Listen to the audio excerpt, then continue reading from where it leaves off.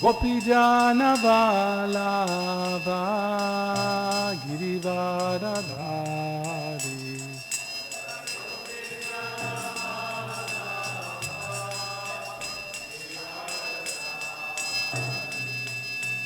Jasodanandanam Brajan Janaranjana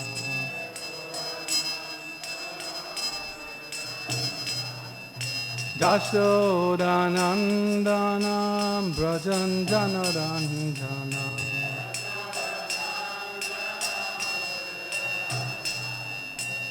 Jamuna Tira Vanachari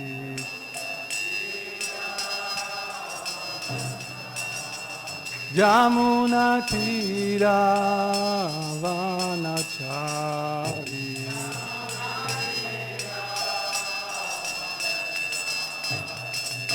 Jaya Radha Madhava Kunja Bihari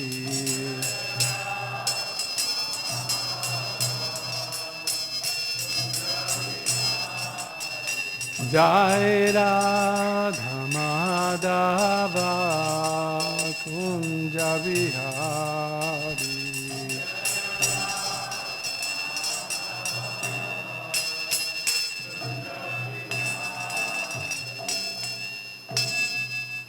Jayam Vishupad Paramahansa Vribraya Gacharya Sutta Saraswati Srimad His Divine Grace of Achavindam Bhaktivedanta Swami Shri Prabhupada Ki Jai Ananda Guru Vaishnavinda Ki Jai Gaur Pramanandi Hari Hari Bol Om Namo Bhagavate Vasudevaya Om Namo Bhagavate Vasudevaya Om Namo Bhagavate Vasudevaya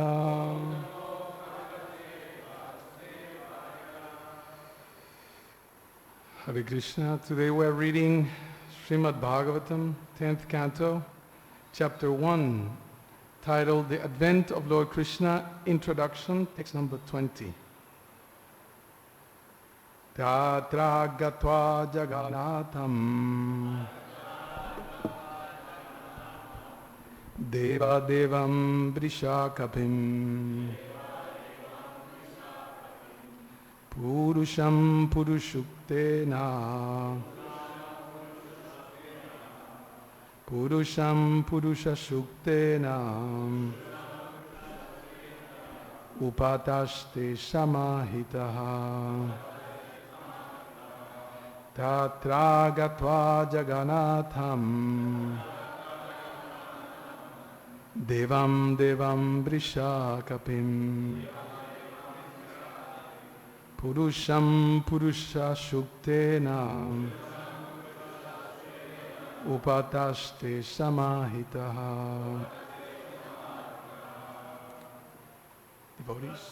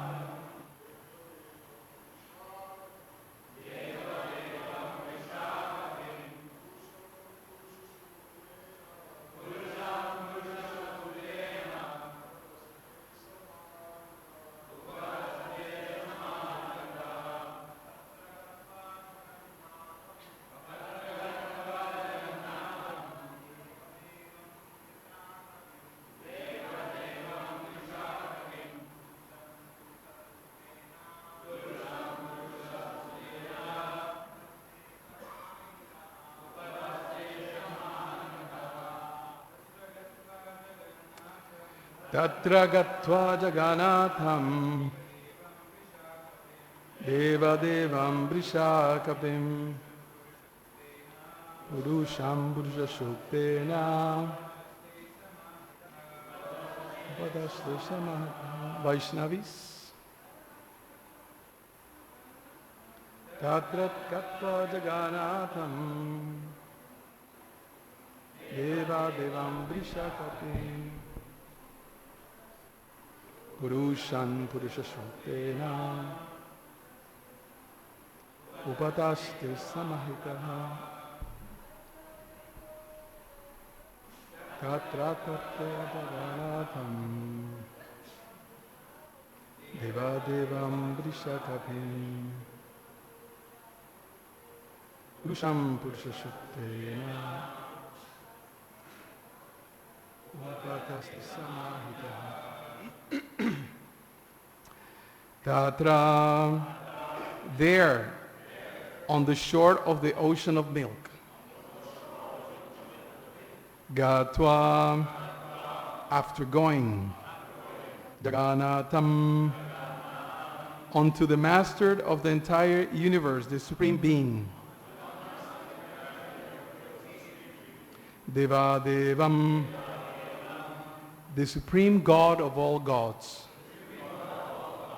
Vrishakapim, the Supreme Person, Vishnu, who provides for everyone and diminishes everyone's suffering. Purusham, the Supreme Person, Purusha Shuktena, with the Vedic mantra known as Purusha Shukta. Upatashte, worshipped, Samahitaha, with full attention. Translation. After reaching the shore of the ocean of milk, please repeat. After reaching the shore of the ocean of milk, the demigods worship the Supreme Personality of Godhead, Lord Vishnu.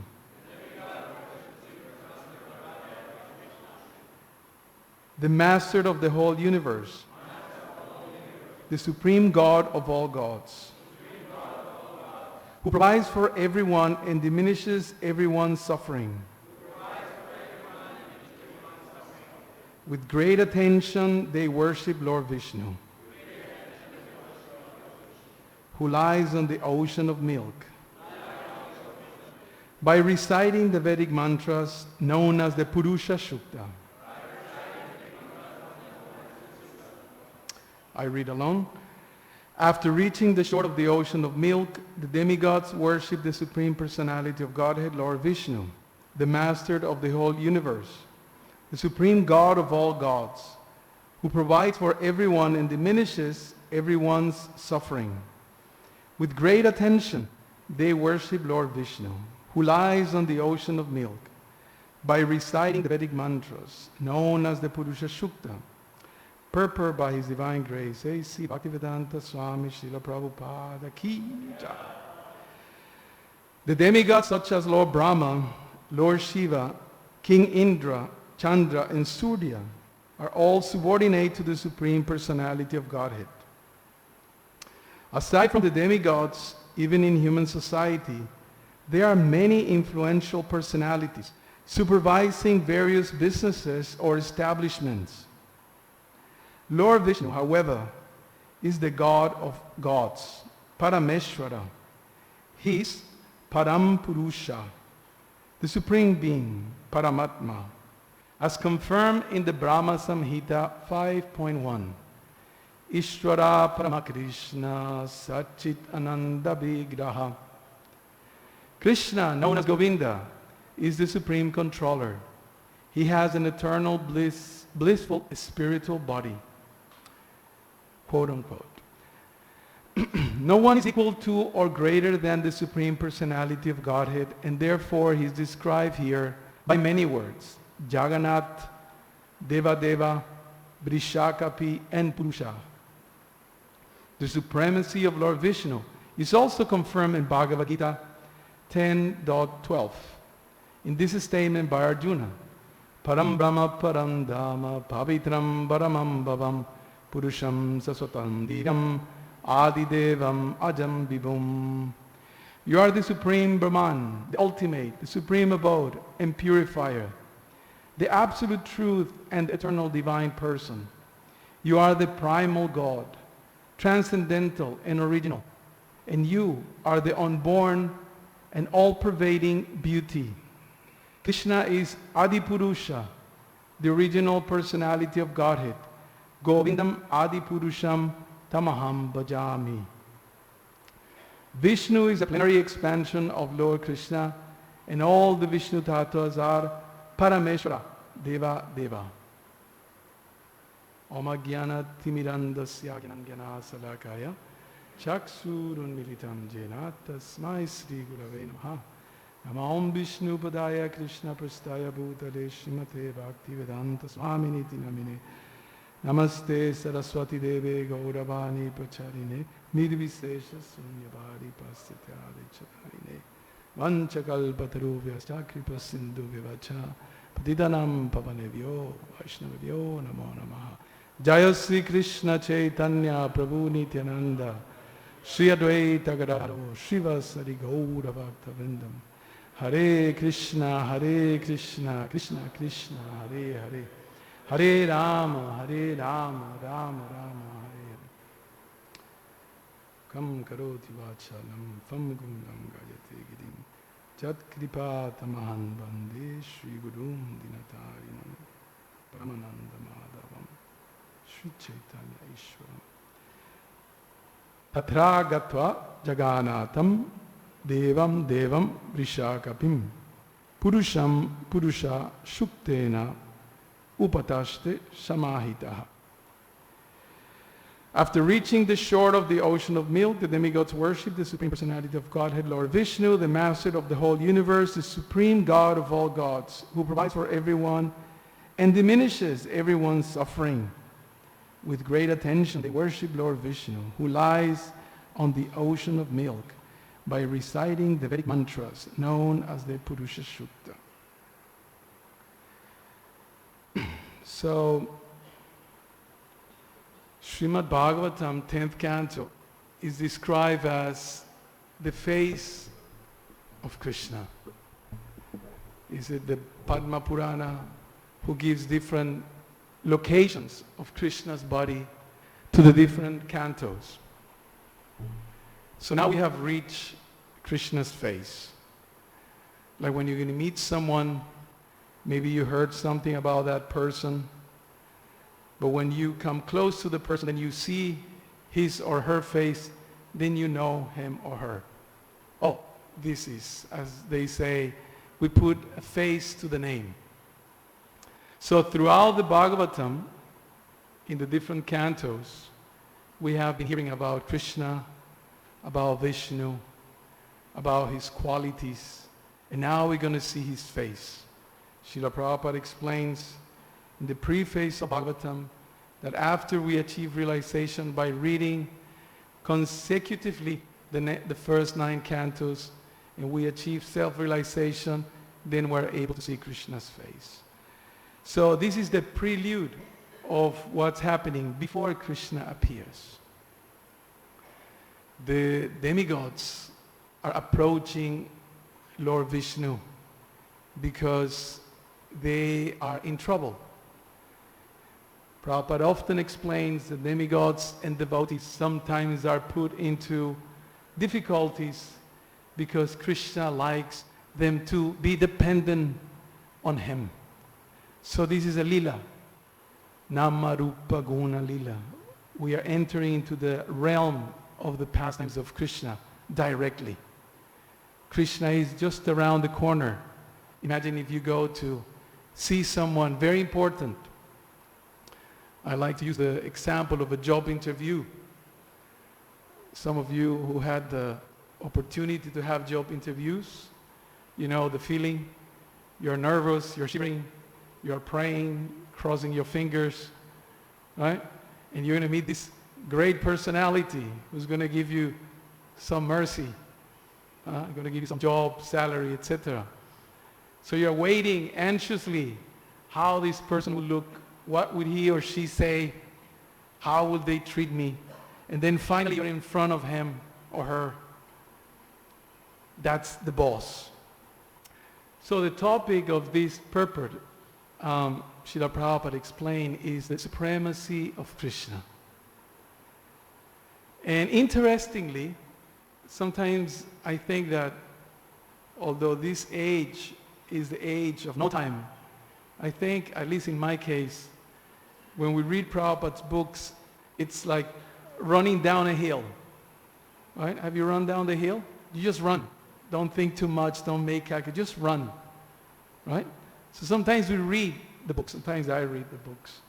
And it's like running down the hill. I don't know what's happening. I don't understand what's really being said or being explained.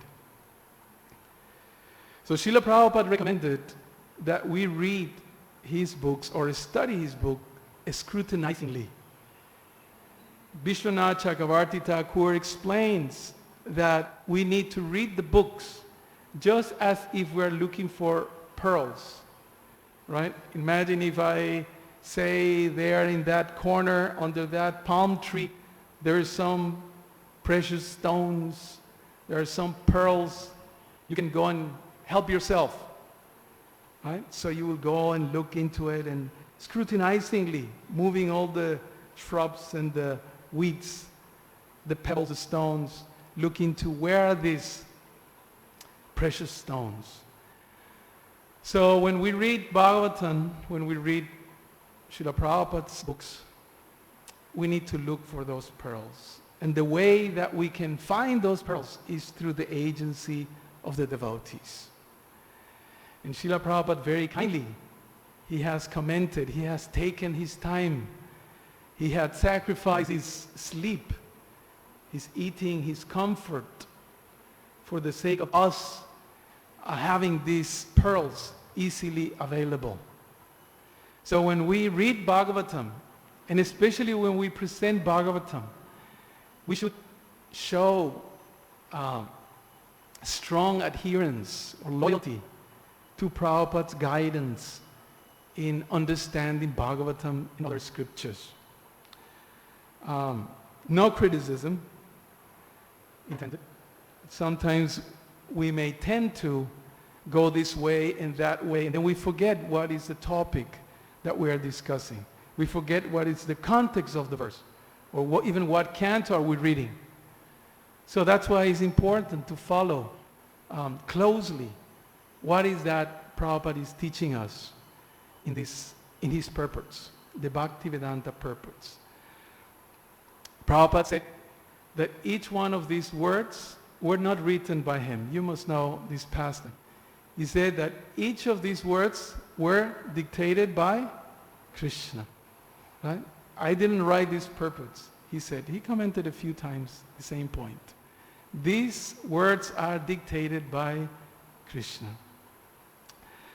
So here the first point in the purport, it's about the position of Krishna, the supreme position of Krishna.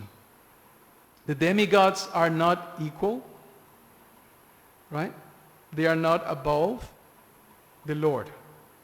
So for Krishna Bhaktas, that's pretty simple fact to accept, especially if you have surrendered and gone through some purification.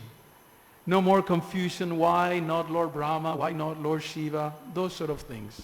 We are meant to be above that. Srila Prabhupada points this out.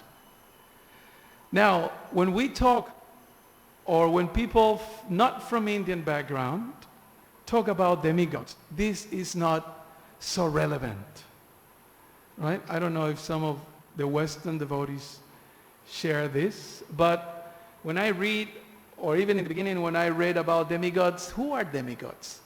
I have nothing to do, I don't know, I didn't even know about Krishna, what to speak of Lord Shiva, Brahma, etc.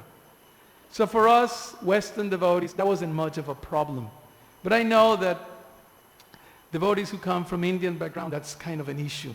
Because traditionally they have been worshipping demigods, and generally when we travel around India we have all these questions, why Lord Shiva this, or why Lord Brahma is that?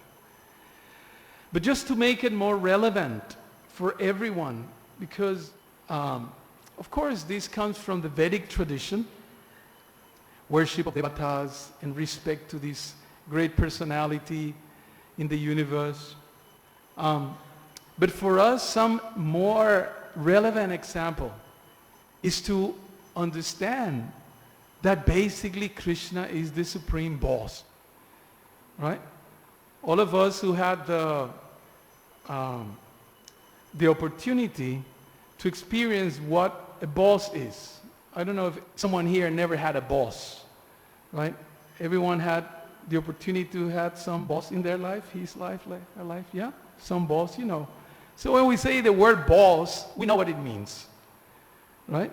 Someone that you're a little bit afraid of, someone that you are somewhat respectful, right? Obedient to. You know who is the boss. So this point is brought in here, at this point. Why? Because we're about to see the personal face of the boss. Now, this same point, you see, Bhagavatam and Bhagavad Gita, they are like parallel scriptures. Of course, Bhagavad Gita is this big, it's only 700 verses, and Bhagavatam is 18,000 verses. So how many times is that? 20-something times bigger, right? But it's just like in geometry, that if you have a little line this big, and you project the line will be much wider, longer at a distance. In the same way, the same concepts explained in the Bhagavad Gita are projected or largely elaborated in the Bhagavatam. So in the beginning of the middle section of the Gita, the 7th chapter, the Acharyas have divided the Gita in 3 parts. 1 to 6 chapters, 7 to 12, and 13 to 18. In the first section, the first chapters, they discuss, Krishna discusses about us, right? Our identity, our duty, our knowledge, our experience, our mind, our thinking, etc. Generally, the Acharyas explain that this is the section of karma. Talks about karma, right? Bhakti Shastri graduates, they should know this. Karma, right? And the middle section talks about bhakti. That's the essence of, Prabhupada explains that it's like a sandwich. If you get a sandwich and you get just the 2 pieces of bread, not much value to it, right? It's a nice sandwich. It's empty though. Have some air, yeah? But Bhagavad Gita has Krishna as the main point. Not only Krishna, but pure devotion to Krishna. That is the definition of the sandwich that Krishna, that Srila Prabhupada brought to us. Is it a cheese sandwich? Is it a tomato sandwich? What sort of sandwich is this? So this is what Prabhupada gave us. Pure devotion to Krishna in his presentations. So, in the beginning of the middle section of Bhagavad Gita, Krishna explains to Arjuna. He says, Takshrinu, now do you listen from me, right? The last line, the last words of the first verse of the 7th chapter says, Takshrinu. Now you listen. Who is the boss? Right? So we may ask, why do we equate God and the boss? I don't like this. I just want to hear some lila, some nectar, some rasa, some, like that. Sometimes that tendency is there. Prabhupada condemned that. We need to have understanding of who is who. For example, Krishna explains in the Bhagavad Gita, chapter 9, text 34. He explains twice, actually, this same point. You know that famous verse, Manmana Bhavamad Bhakto Matyaji Mam Namashkuru. Right? You have to think of me. You have to, what else? Become my devotee. You have to do something practical for me. Jayi means worship. You have to do something practical. And then you have to namaskuru. What does namaskuru means? We pay obeisance. right? Like the demigods here are coming very respectfully. Right? You can imagine the devatas. They are approaching the Lord. And they don't talk to Vishnu. Brahma, the head of them, is the one who, by trance, will hear what the Lord has to say. In fact, Bhagavatam explains that the Lord already knew, even before they put their request or their complaint.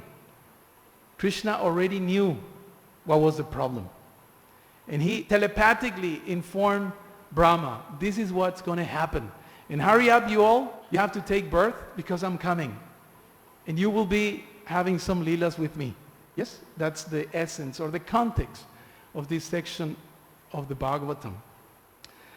But going back to the philosophical point that Prabhupada is making in the first section of the purport, that there are, he says here, there are, even in human society, there are many influential personalities, right?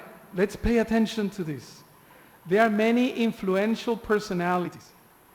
You know, try to reflect, which are these influential personalities? Supervising various businesses or establishments. Who is he talking about here? Who are those influential personalities who supervise various businesses and establishments? The bosses, right? Prabhupada is talking about the bosses. Why? Because we may argue, I don't want to accept God as Ishvara, or we may say the boss. Ishvara means controller. I don't want to accept him. But Prabhupada would often make a parallel comparison, right, with our experience in the material world. For example, sometimes Prabhupada says, Aham bija pradapita, quoting Krishna in Bhagavad Gita, I am the Supreme Father. So you may say, no, I don't believe that Krishna is the Supreme Father. The Prabhupada will say, well, you have a father, and your father has a father, and his father has a father, right? So everyone has a father, correct? So if we go by logic, we will reach that there must be a Supreme Father. Does that make sense? In the same way, every, what he says, business and every establishment has a boss. Yes or no? Every office, every company, every establishment has some kind of boss or bosses. CEOs and board of directors and all these things. How is it that the universe wouldn't have a boss? Right? Do we have to have a meeting, and do we have to make some arrangements for the sun to set at a certain time? Right? Or for the moon to appear at a certain day? Do we have to do anything? Have you ever heard? The United Nations are doing some kind of meeting in order to decide when it's going to be the high tide, low tide of the oceans, the rivers, etc. Someone is managing that. So Prabhupada is making the point here that just like every business or every establishment has a boss or an influential personality, he refers to Krishna, the supreme boss. So that's the first point. So going back to the order that Krishna repeats twice in the Gita, Manmana Bhavamad Bhakto, twice. Chapter 9, text 34 and 1865, twice. The first two lines are identical. The first two lines are exactly the same. That means emphasis. Think of me, right? Become my devotee. Do something practical for me. And Namaskuru. What Namaskuru means? We offer obeisance. We put our head on the floor. What does that mean? Rupa Goswami explains that we shouldn't do things mechanically. That in fact, when we do things mechanically, it may destroy our spiritual advancement, our bhakti, yes? Yeah, we have that warning. So when we give obeisances to Krishna, when we fold our hands, like I like to see Shrivas in the Panchatattva. You see how he's folding his hands like this, very nice. Chaitanya Bhagavat explains his mood of such an exalted devotee. Of course, we know who Srivas Thakur is, right? Who's he? Narada Muni, right? So there are explanations about the mood of servitude that Srivas Thakur displays. But he's offering obeisance to the Lord. Namaskuru. Namaskuru, if we don't like to give obeisance. I remember the first time I went to the temple. I remember clearly, never will forget this. The first time I stepped into a Hare Krishna temple, 6 or so in the morning. And the devotees had a late program. They had been preaching. They had a temple or a preaching center near the university. So they had a big program the previous night, and many, many university students had been there chanting, listening to the discourse, and eating Krishna Prasadam. I was told, because they told me that, that the ceremony is at 4:30, but the chanting or the meditation is at 6 o'clock or so. So I went at 6 o'clock. I wasn't interested in the ceremony. I'm not a particularly religiously inclined person. So I remember when I went there, to my surprise, the devotees were not chanting japa, right? The temple was sort of empty, right? A couple matais were there, a few prabhus, I saw them entering into a strange looking small area or room covered by a curtain. And I was wondering, what's happening? So somebody told me, oh no, Prabhu, everyone is sleeping, okay? So anyway, quickly, as you know, when these sort of things happen, the devotees were getting together, and they had an early Darshan Artik or a late Mongol Artik, I don't know what it was. There was some ceremony. I heard the conch for the first time in my life. I think I've heard something similar when seeing maybe videos or hearing about what the Hawaiians or the Polynesians do. They blow conches as well. So these strange sounds are there. All the devotees are rushing, not many, maybe 20 or so, all looking like Shaolin monks, and everyone very fixed, and I was looking at their eyes. Everyone's so fixed, so scary actually. I thought these guys must be like karate experts. I was checking them. I was just a young boy, 19 years old, long hair, ready to go to work to Sears. I was studying at uni, and during the day I was working at Sears. So I was dressed up, ready to go to work, and then the devotees came rushing, and then they paying obeisance, and I didn't know what was going on. Right? So they were chanting Govinda Madipurusham and different songs. I didn't understand what they were chanting. Right? I was just looking at them and said, wow, these guys are so crazy. They're really weird. They're like monks or nuts or what is that? I was just looking them up and down. I was like, what is this? Never seen something like this, right? So I remember, this is the part that I never forget. At the end of the ceremony, everyone bowed down, right? Everyone went to the floor. I've never seen that. I never seen that. In fact, I saw that once because I was brought up in a Catholic school. And one time I saw the ordination, is that the word? Ordination of some priests. And I remember I saw the ceremony, and they were paying full dandavas, like this, 2 of them. And I thought, wow, what's that? But I understood, they are giving their life to the Lord or something like that. But then after that, I never saw anything like it. You see like this. I was doing judo, karate or something, you do like this, like that, That's the lower that you can go, like, just like that. Okay, otherwise this guy's going to beat me up. So when the ceremony ended, everyone went to the floor. And of course, proud me, with my hands in my pocket, like a cool kid would do at that time, I was thinking, I have my car parked outside, I have my surfboard there, and I have my Doberman at home, and I have my Pink Floyd and Led Zeppelin tapes. I'm a cool guy with my hands deep in my pocket looking at this. crazy, weird-looking fellows. And just very demeaning attitude. The philosophy sounded interesting, but this, no way. So I remember I was looking down at them and mumbling words. I was thinking, this is brainwashed big time.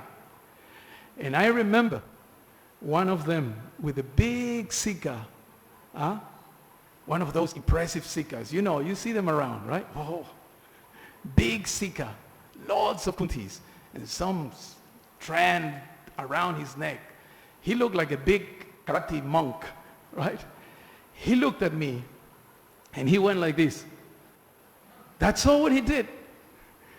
And it took me, I don't know, half a second to reluctantly throw myself on the ground.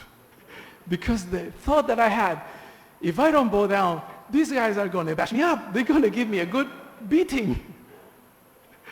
You know, with all those hairs, weird hairs sticking out. So I bow down, and I was just like looking at them. Then after that, he came and says, you can take a shot now. So, why this bowing down? Why do we go like this? Westerners, we don't generally go like this. Even if the police come, we don't go like this. Not in South America, not in Australia, not in America, places that I have. You stand up on your ground, right? You challenge the authority. That's generally the mood, right? Krishna says, Namaskuru. Basically, he says, you respect me. And we think, why? Why do I have to respect him? Why? Because he has 4 arms? Right? Because he has a big helmet? Why do we have to respect him? This is the basis of respect. If we don't have respect for someone, we cannot have a good relationship.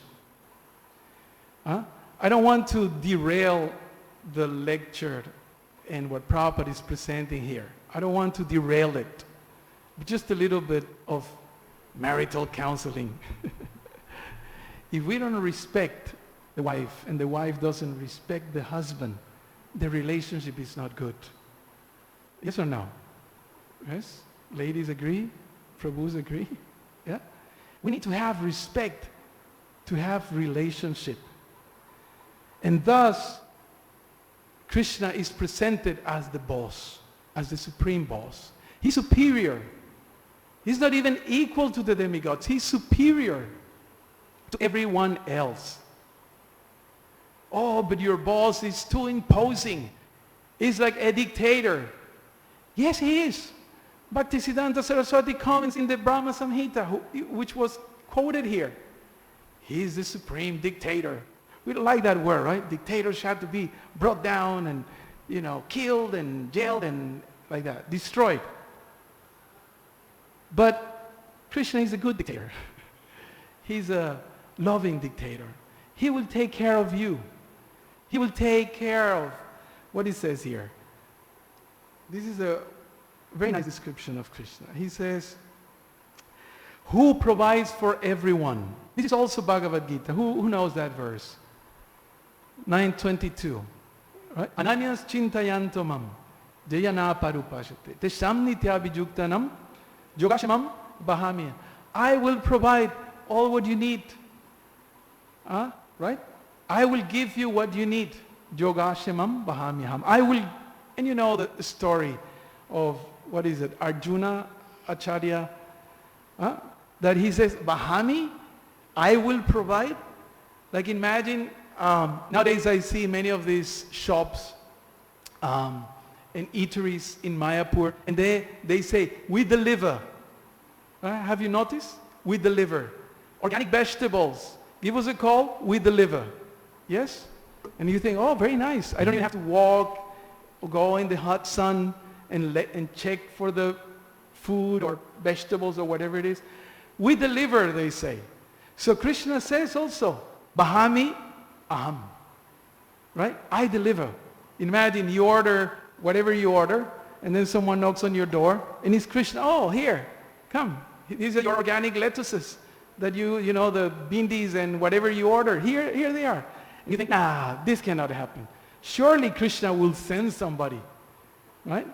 So Arjuna Acharya, he thought, why don't we just fix this? It seems like there's some need of extreme addition here, right? So instead of Bahami, he crossed it out and he wrote Karomi, right?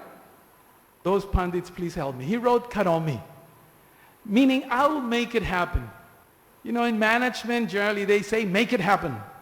I remember I had bosses that sometimes they will give some orders, and then I'll go like, no, but we need money and we need this. Hey, just make it happen.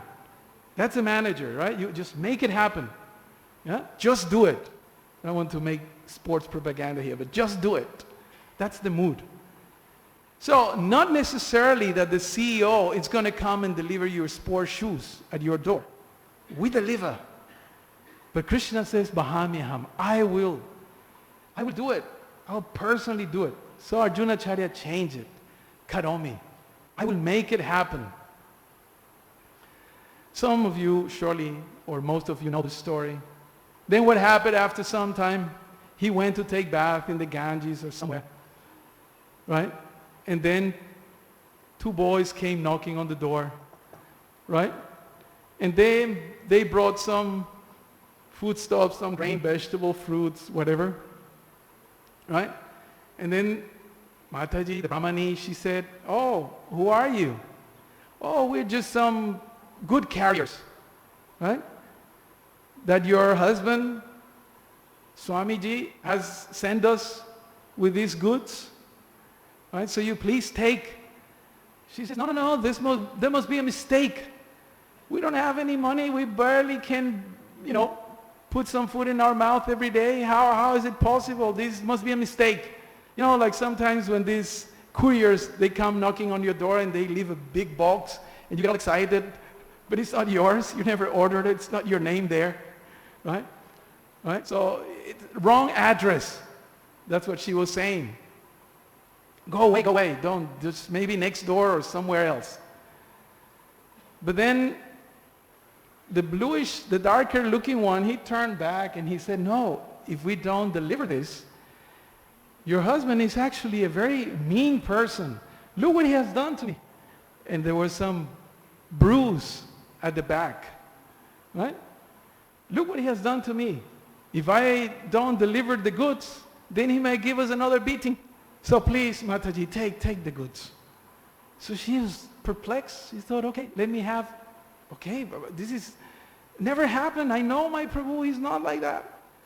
So when the Arjuna Acharya comes back, then he goes, okay, what are all these things? What have you been doing? Where did you get, no lottery in the house, so what's happening here? Then she explained, and she's telling, while she was explaining and describing the characteristics of the 2 boys, Arjuna Acharya already was feeling ecstasy, because they were she was describing Krishna. Then he understood that actually Krishna likes to personally provide for you. I will deliver. That's his, advertisement. That's his slogan. I will personally deliver. And there are many pastimes in Bhagavatam, right, that we can see this. Example comes to mind, Sudama Brahmana, for example. That's one. But the basic point is that first of all, we have to respect Krishna. Why? Because you see, this is the tendency in this material world. We think we are the boss. And we want to be the boss. Maybe all of us, or some of us, or some of you, have overcome that. I don't want to be the boss anymore. Right? I had that. It's enough for me. I retired from that. I don't want to be involved in management. I don't want to be, I just want to be peaceful because, but generally, at a certain age, you want to be the boss. There's a pastime where Prabhupada goes to Japan and discusses with the Dai Nippon printing house, the Japanese company that originally printed some of Prabhupada's books. Was it Krishna book, I believe? So, what happened, Prabhupada was there, I believe was Brahmananda and Tamal Krishna Maharaj. Tamal Krishna Maharaj, right? And there were a number of executives, Japanese executives, all black suits, and imagine Japanese business people, right? To the point. And they were discussing and they were bargaining, and Prabhupada was playing his tricks. He stood up and he went, he told them, you deal with them. They had a whole trick going. Tamal Krishna Maharaj was like his business manager, and he was really tough and a good business acumen. So they were arguing like that. And finally they got the price, I forgot exactly, 50 cents, 70 cents, that Prabhupada wanted for his Krishna book. And then they all left.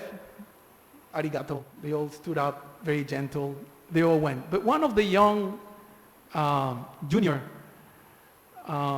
executives, he stayed back.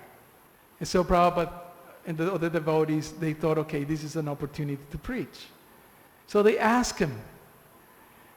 Oh, by the way, when they all stood up, it's a Japanese tradition, everyone leaves the business card there. Tuk, tuk, tuk, tuk, tuk. So you're meant to take it, and then you call them if you want more business, so if there's any problem.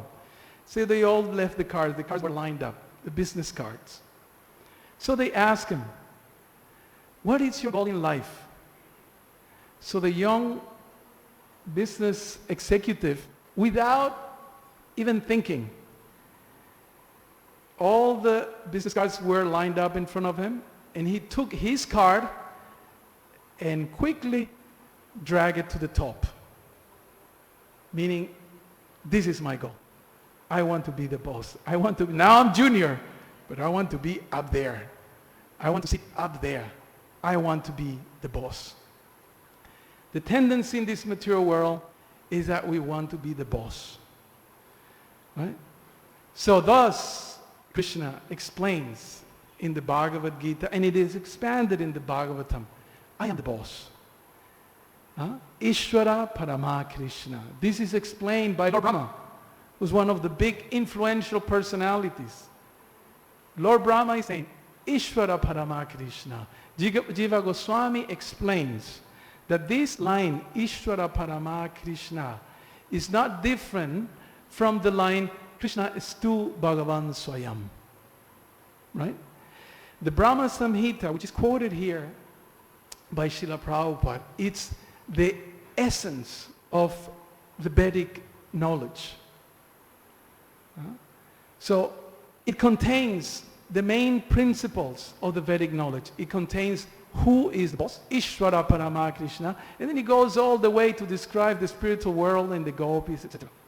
So Srila Prabhupada is referring to the Shastras to present an essential point in our spiritual advancement. If we do not understand who is the boss, we will be in trouble. And that's generally our difficulty, my difficulty in the spiritual life, that I'm thinking, I'm the boss of my life. I need to decide what I'm going to do and how I'm going to do it and where I'm going to do it and with whom I'm going to do it and how many this and that. I am the manager of my life. Bhagavad Gita ends with the instruction, Sarvadharmam Paritaya, Mam Ekam Sharanam Braja. You know the verse, right? Just as we may say colloquially, shut up and listen. Yeah? Do what I say. You are lost. You don't know where you're going, right? You wanted to be rich. You wanted to be happy, and you fail again and again, miserably. Even if you became rich, you still are miserable. How many rich people commit suicide? How many rich people suffer from depression? Right? I work in that line. I know the statistics. It's pretty high. Right? Even in well-developed countries, depression, suicide, it's very high. Why? Because people are dissatisfied. So the Bhagavatam presents this essential concept. Krishna is the supreme boss. Right now, just to wrap it up, Krishna is the supreme boss, but he doesn't only want, what does the boss do? What generally a boss, those who have been bosses or have had bosses, you know what the boss does.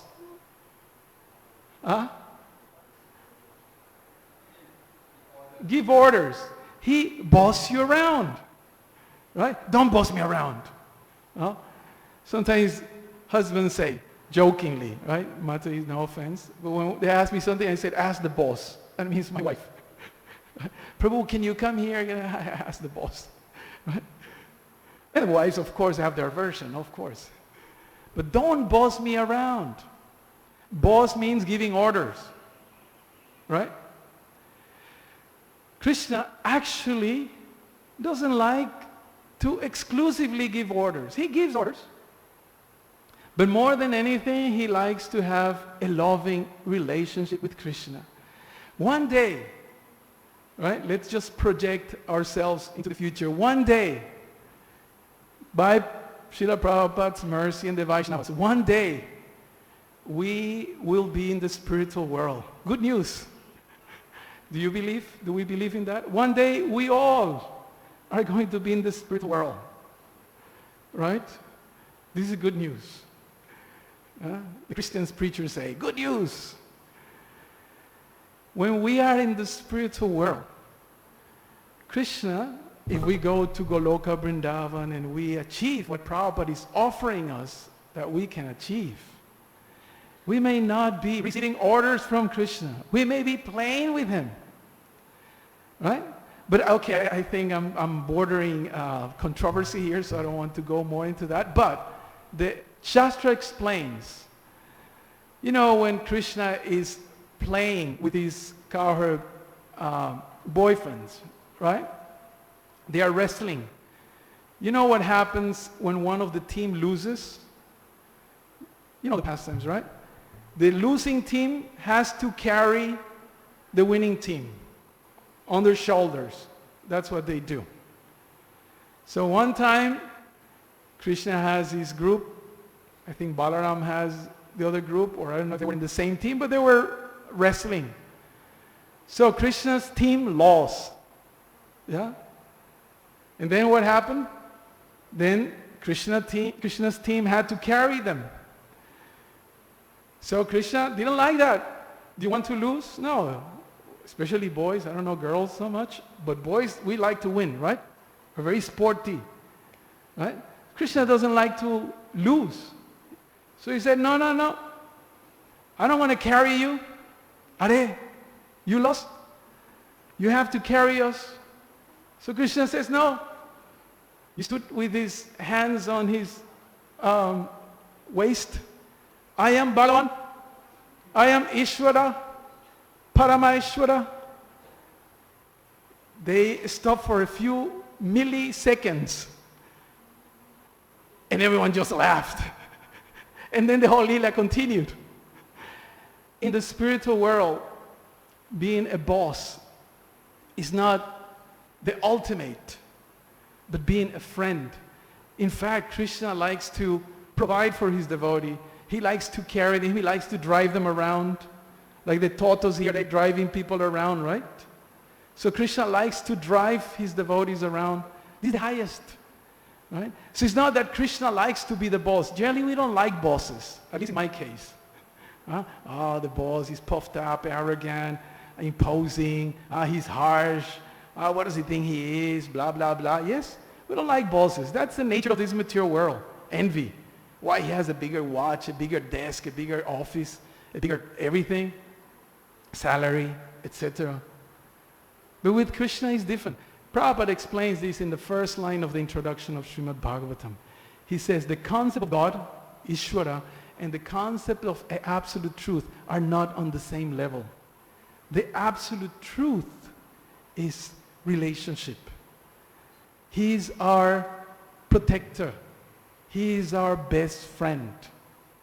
And many times, with this we finish, many times Prabhupada says, if you go to the court, anybody here has been in a court? Nobody wants to admit, okay? You go to the court, and the clerks, and the police, the guards and all that, they say, when the judge comes, they inform, every time there is a session, everyone has to stand up. Yes? Otherwise you can be put in jail, you know? I'm not exaggerating. I'm talking about the Western world, right? In Indonesia and in Thailand, you have to kneel, not only stand up, but then you have to kneel. You cannot even stand up in front of the judge. So Prabhupada says that the judge is the supreme judge, the Supreme Court judge is respected, highly respected.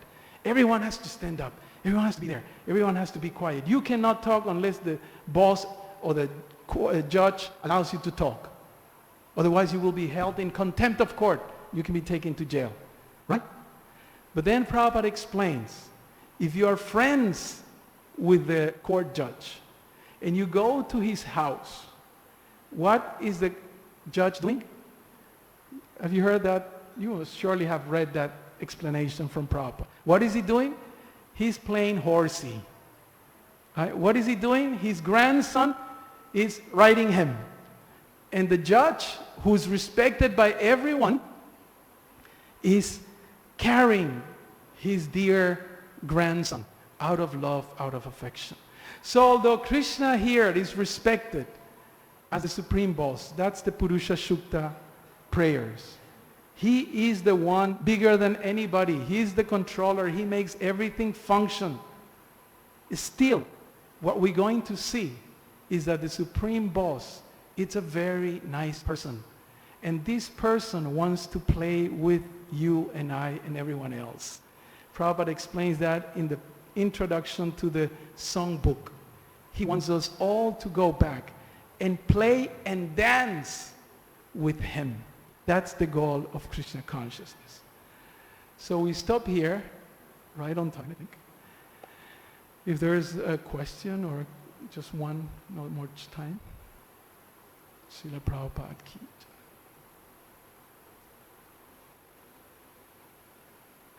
jai. Hare Krishna. So you told that there is difference between the platform of absolute truth and the Supreme God. What is the difference? So do you mean that Narayana is not absolute truth or something like that? No. God means the boss. Just to make it simple, we don't have time. And absolute truth means the God and his energies in relationship. The understanding of the absolute truth, Prabhupada used the Latin term summum bonum, which means the summation of everything which is good. Right? Summum bonum. You will often read that. Absolute truth or summum bonum means everything. When they were installing Radha Madhava, or when they were wanting to install Radha Madhava, they told Prabhupada. Of course, Radha Madhava in their current size were not there when Prabhupada was here. It was the small ones, and there's a whole lila about it. But then the plan was to have Radha Madhava here in Mayapur. And they proposed that to Prabhupada. And Prabhupada said, yes, Radha Madhava will be perfectly befitting Mayapur. So the devotees asked, why Prabhupada? I mean, of course, there are many reasons. They say, why? Just the Bengalis, they are Shaktas. They like the energies. So when they see all the energies around Radha Madhava, they will like it very much. That's absolute truth. Radha Madhava and his gopis, his sakis, are the absolute truth. So Krishna is one, or God is one, but when the absolute truth, and meaning all his energies are in combination with him, in perfect combination, Prabhupada says, that is Krishna consciousness. That is the realization of the absolute truth. And that's why Lord Brahma recites the Brahma Samhita.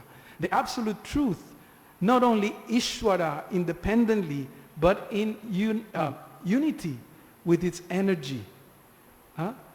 are manifested. And that's why he recites all the verses of Brahma Samhita. At least the 5th chapter that was found by Lord Chaitanya in South India. Okay? We don't have much time. Thank you very much. Srila Prabhupada ki jai. Gantaraj Srimad Bhagavatam ki jai. Nitai Gaura Bhandi Hari Hari.